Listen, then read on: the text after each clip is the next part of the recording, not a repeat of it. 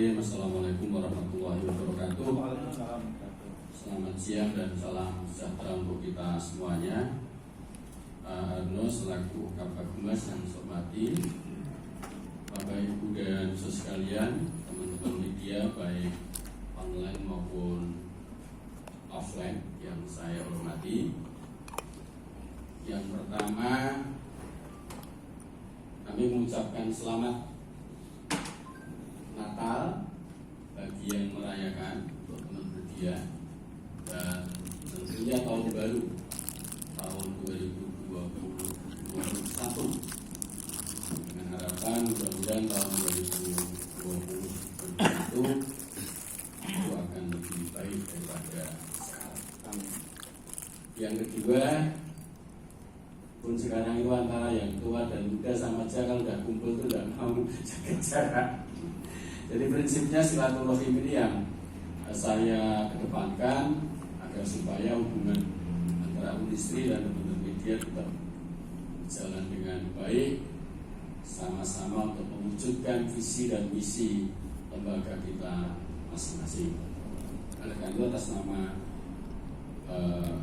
industri tentunya mengucapkan banyak terima kasih. Dan alhamdulillah informasi yang saya terima teman-teman media sehat-sehat semuanya. Mas Eko ini ya, mobilitasnya tinggi pun tetap sehat, ya, tetap strong. Ya. Terima kasih. Ibu dan Bapak sekalian yang saya hormati, seperti halnya sudah disampaikan oleh Pak Arno, setiap tahun kita memang menyelenggarakan penerimaan Mas baru yang tahun ini kita awali gelombang ini nanti di tanggal 4 Januari tahun 2021 yang tadi diawali kegiatan doa bersama oleh seluruh sivitas akademika, yayasan, rektorat, seluruh pejabat struktural dan perwakilan mahasiswa melakukan doa bersama untuk memohon kepada Allah SWT agar supaya seluruh pelaksana PMB bisa sehat, lancar dalam menjalankan tugas, dan target PMB tahun nanti bisa diwujudkan. Tapi sekaligus yaitu merupakan start sosialisasi kepada seluruh sivitas akademika bahwa PMB tahun akademik 2021-2022 dimulai. Ibu dan Bapak, di gelombang ini nanti tanggal 4 Januari sampai 24 April, kemudian gelombang 1 26 April sampai 24 Juli, gelombang 2 26 Juli sampai 31 Agustus. Sehingga ada 3 gelombang ini, gelombang 1, gelombang 2. Ada 14 program studi untuk S1 di Lifted sudah ada yang kita buka. Untuk S2 memang tidak kita buka bersama-sama dengan S1 karena untuk S2 kepanitiaannya diserahkan kepada pasca sarjana yang pendaftarannya itu bisa per semester, tidak per tahun. Tapi untuk S1 kita per tahun. Sistem pendaftaran kita menggunakan tetap 2 model. Yang pertama adalah online, yang kedua adalah on desk. Jadi bagi yang pengen daftar langsung ke sini juga boleh, dilayani dengan senang hati. Sudah kita siapkan on desk-nya di lantai 1. Kemudian yang mendaftar lewat online juga dipersilahkan, sistemnya sudah kita perbaiki tentunya. Tetap prosesnya sama, melalui seleksi juga. Tes bisa dilakukan dari jarak jauh. Proses seleksi di industri tetap dilakukan karena sistem penjaminan mutu tetap kita lakukan. Meskipun mungkin perguruan tinggi tetangga sebelah hanya menggunakan nilai rapor, ya tidak apa-apa. Tapi industri tetap melalui proses seleksi dengan menggunakan standar yang telah ditentukan. Jadi sistemnya. Kemudian kita membuka mahasiswa reguler Reguler itu artinya S1 reguler kuliahnya pagi sampai sore, ya, kuliah pagi sampai sore. Kemudian ada kelas malam. Kelas malam itu dari 14 program studi yang kita buka hanya ekonomi dan hukum. Jadi S1 ilmu hukum, kemudian S1 manajemen dan akuntansi. Selain itu, jadi berarti 14, ada 11 program studi yang tidak membuka kelas malam. Kalau teman menanyakan kenapa, ya selama ini dibuka yang daftar sedikit, ya rombongan belajarnya itu tidak memenuhi syarat, maka lebih baik kita tidak buka yang kelas malam hanya 3. Kelas malam ketentuannya sama, tetap juga melalui seleksi juga, hanya pelaksanaan kuliahnya memang malam, ya sehabis maghrib itu dimulai, tapi untuk reguler sampai sore. Ini kelas yang kita buka. Kemudian untuk biaya kuliah Unisri Istiqomah ya tetap seperti tahun lalu, tahun akademik 2020-2021 tidak ada perubahan karena menyadari kondisi pandemi. Apakah Unisri biaya mahal atau tidak? Saya kira menurut saya terjangkau karena di gelombang dini itu sumbangan pengembangan kampus atau istilahnya uang gedung yang 3,5, gelombang 1 itu 4,5, gelombang 2 5,5. Variable cost-nya itu SPP kelas pagi itu atau reguler itu 2.250.000, kelas malam 2.500.000. SKS-nya kalau kelas pagi atau reguler itu 85 per SKS, kelas malam itu 100.000. Tidak ada yang lain. Kalau variabel yang lain seperti PKKMB untuk ospek, ya registrasi sama semuanya. Jadi biayanya menurut saya cukup terjangkau. Apakah murah atau tidak saya tidak bisa mengatakan, tapi terjangkau. SPK-nya sama TK sama SD favorit saja, nah TK SD. Meskipun terjangkau, pelayanan kami di Unisri tetap menggunakan standar yang telah ditentukan oleh Kementerian Pendidikan Kebudayaan, dalam hal ini adalah Direktorat Jenderal Pendidikan Tinggi.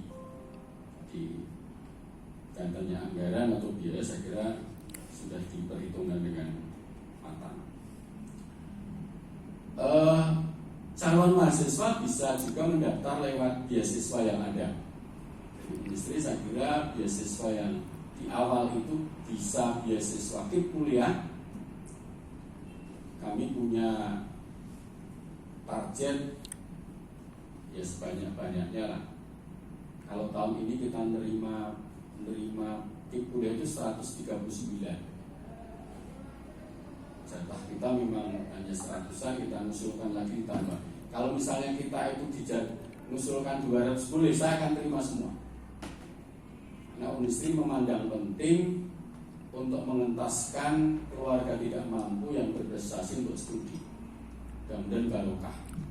Jarang sekali yang mau menerima banyak. Tapi kami kemarin ada 200-an, kita terima 139 karena kuotanya dibatasi. Kemudian biaya beasiswa minat bakat. Jadi yang punya kemampuan di bidang olahraga dan seni juga kita berikan beasiswa. Sudah ada slotnya tersendiri. Ini biaya beasiswa masuk. Tapi setelah kuliah nanti ada beasiswa PPA, ada beasiswa dari yayasan, ada beasiswa BI, dan beasiswa di perusahaan yang lain. Itu kalau sudah masuk. Tetapi saat masuk calon itu yang disiapkan hanya 2, beasiswa aktif kuliah dan beasiswa minat dan bakat atau BPMKM, bantuan pendidikan BPM keluarga kurang mampu, bantuan pendidikan BPM bantuan pendidikan masyarakat kurang mampu. Itu yang ditentukan. Selama 8 semester gratis, baik uang gedung, SPP, SKS tidak bayar sama sekali. Seperti tim kuliah, hanya bedanya kalau tim kuliah itu kan mahasiswa mendapatkan uang saku setiap bulan, saat ini 700.000. Kalau dihitung sebetulnya Unisri juga masih memberikan kontribusi. Biaya tim kuliah itu Unisri kebayar pemerintah 2.400.000 per semester. Tapi mahasiswa reguler itu bayarnya 2.400.000 plus SKS kali sekian, rata-rata ya 4 juta sekian. Jika Unisri itu per bulan, per semester memberikan kontribusi senilai 2 juta per mahasiswa. Saat ini ada 340 mahasiswa. Itu kali 2 juta sudah berapa per semester? Sudah setengah miliar lebih.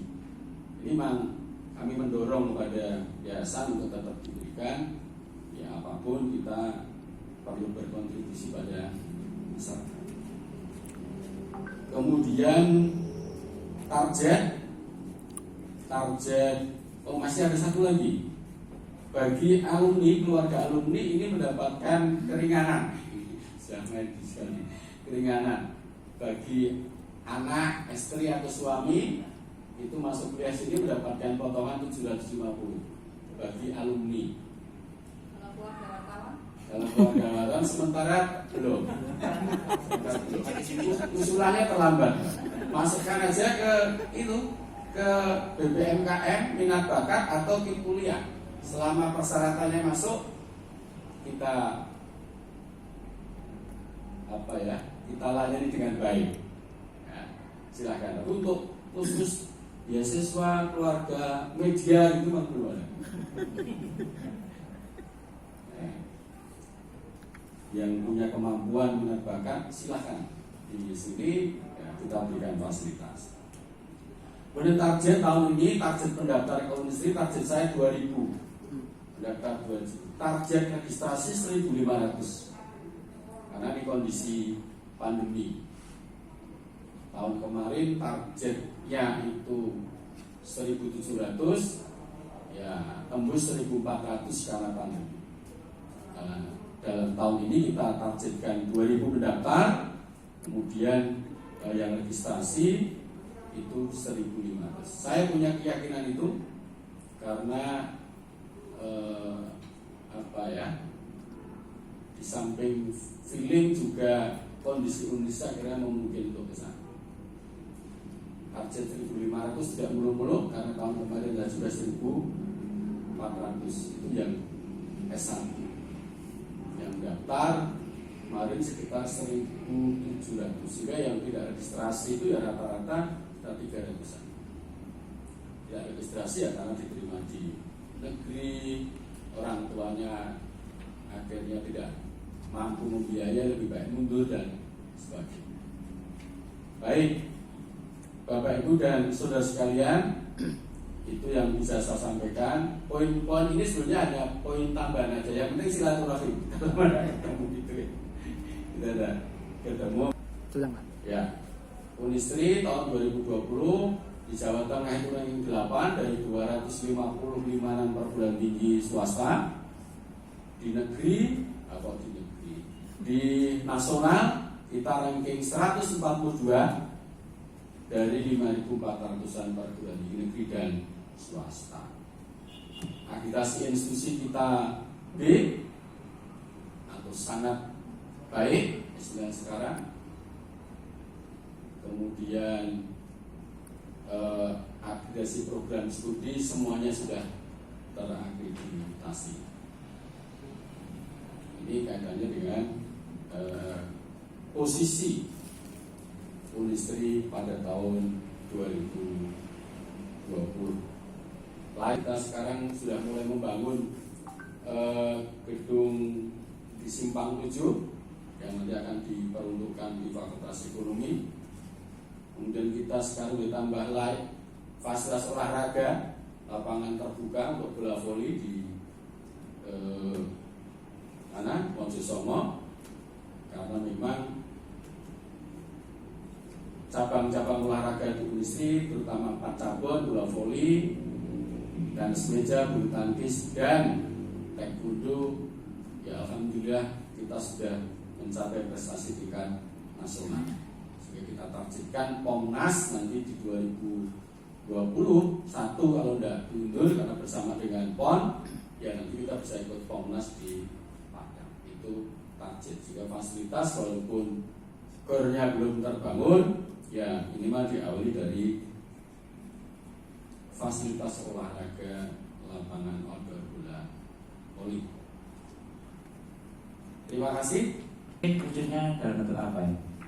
Iya, untuk kerjasama itu tingkat universitas. Jadi MOU itu ditandai tingkat universitas, kemudian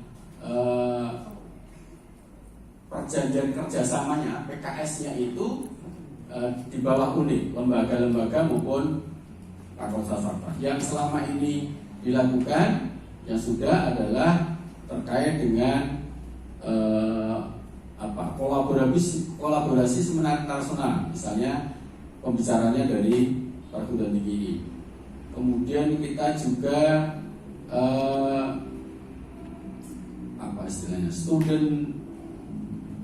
student mobility, ya, mahasiswa itu kita juga lakukan, termasuk mahasiswa nanti akan kita lakukan seminar internasional mahasiswa. Yang selama ini seminar internasional itu adalah dosen, tapi tahun ini semester genap ini akan kita lakukan seminar internasional. Ini kerjasama yang kita lakukan, termasuk juga di bidang penelitian dan pengabdian dan penulisan jurnal. Ini yang kita lakukan. Ini kerjasama dengan LP2M, Lembaga Penelitian dan Pengabdian Masyarakat. Ini sudah berjalan semuanya. Dan turun, Mas. Bahkan pandemi ini membawa berkah ya, bisa mengadakan kegiatan internasional via daring, pertukaran materi perkuliahan, dosen dari Unisri mengisi 4 sesi, kemudian dari Thailand 4 sesi, itu kemarin dilakukan oleh ekonomi dalam mata kuliah public relation, dan hukum juga demikian. Jadi dengan pandemi justru ini bisa lebih efisien kegiatan-kegiatan yang sifatnya kerjasama internasional tadi. Begitu Mas Bro? Teman-teman. Baik, terkait dengan alumni, kita punya kewajiban perguruan tinggi itu adalah men-tracer alumni kita itu 2 tahun sebelumnya. Jadi kalau tahun 2020 kita harus men-tracer lulusan tahun 2018. Hasil tracer yang dilakukan oleh Unisri Career Center karena sudah menangani UCC, itu masa tunggunya kurang lebih 6 bulan. Dari yang tertracer itu 6 bulan itu masa tunggu. Nah, bidang kerjanya memang ya karena setelah lulus itu dia akan mengisi ruang-ruang publik yang ada, sangat multi bidang. Ada yang jadi ASN, jadi hakim juga ada, jaksa juga ada, yang pengusaha juga banyak, konsultan juga ada. Jadi memang multi bidang para alumni. Lulusan Unisri, alumni Unisri sampai tahun 2020 ini sudah sekitar 22.200-an, termasuk S2. Kalau S1 saja itu sudah 20-an ribu. Yang S2 itu memang baru sekitar 2.000 lebih sedikit, tersebar di seluruh wilayah Indonesia. Ini kemarin mau ada pengisian yang KKK itu diangkat jadi ASN, ya ramai sekali para alumni kesini untuk melengkapi persyaratan. Jadi kalau yang sudah lama jadi bupati juga ada. Purwodadi itu yang Sri Jawa itu alumni Unisri, Soekarjo juga alumni Unisri, Pak Hartoyo. Yang jadi politisi banyak juga yang berhasil, yang di kementerian juga banyak. Jadi Unisri menjadi salah satu perguruan tinggi yang tak kasar setiap tahun memang melakukan tracer, itu memang diharuskan dari kementerian untuk mengecek memang yang baik masa tunggunya itu 6 bulan ke sini. Kalau sudah itu sudah dikatakan tidak baik. Tapi alhamdulillah hasil terser kita itu kurang lebih 6 bulan. Itu rata-rata Pak ya, rata-ratanya rata-rata. Dan sebagian sama yang ekonomi bisa hanya 1-2 bulan sudah langsung bekerja Bapak Ibu. Dengan saya itu kebanyakan hanya butuh waktu 1 bulan itu sudah bekerja di banyak perusahaan di Kota Solo dan di sekitar. Itu Mas Bapak. Ya, siap. Monggo yang lain Bapak Ibu.